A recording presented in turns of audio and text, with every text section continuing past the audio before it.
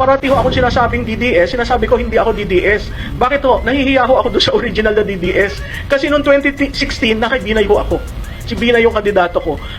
Yun yung first time ko nakikita si PRRD sa mga debates. Parati ho niya ako linoloko na parati ho ako may dalang mga box at folder. Sabi niya, day, ano yan? Sabi ko, sir, platform ho namin. Alam mo, wala akong platform.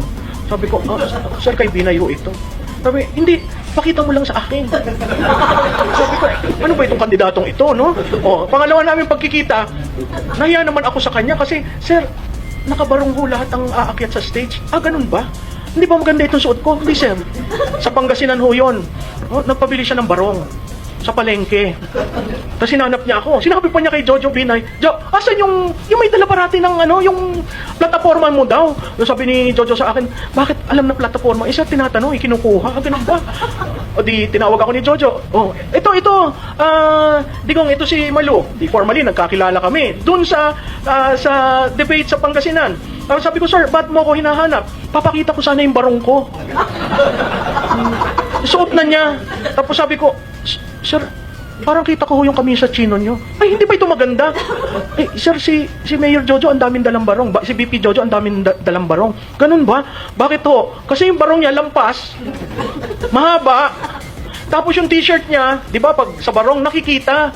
Tapos naka-maong ho siya. So sabi ko, sir, ibaba mo yung t-shirt mo para hindi, ganun ba? May ganyan. Alam mo naman sa amin, wala kaming ganyan. Sabi ko, sige. Pagkatapos, sir, huwag mong i-roll yung barong. Bakit Makati? Kasi sir, cheap yung binili mo. Hindi ba kakatihin ka kung galing sa palengke? So sabi ko, pero nakabarong ako, ha? Oo, sir, pero hindi, parang okay na yan. Basta nakabarong ako. Sige.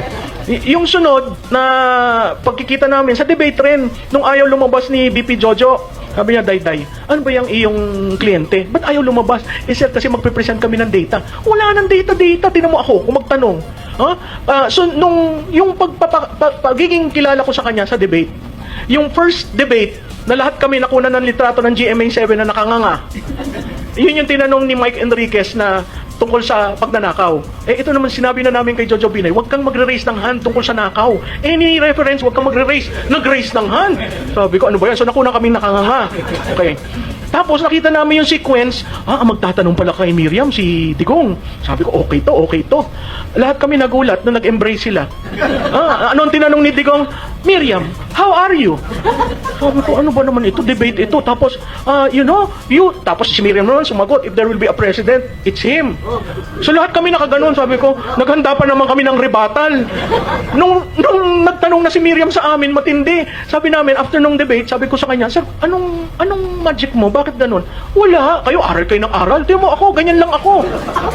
Tapos kay Grace, yung medyo nahulog kami sa tanong niya, kung alas 3 na madaling araw at may pumutok, anong gagawin mo? Lahat kami nagtinginan.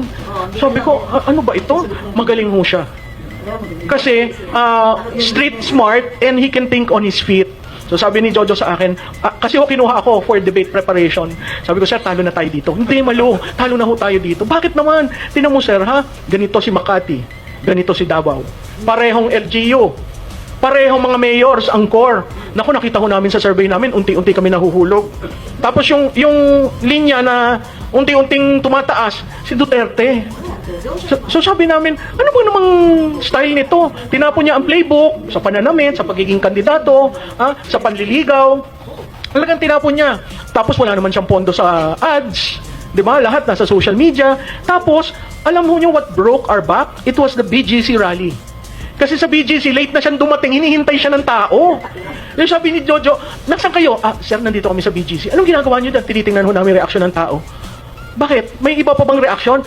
Sir, naghihintay sila, walang pakain, walang patubig.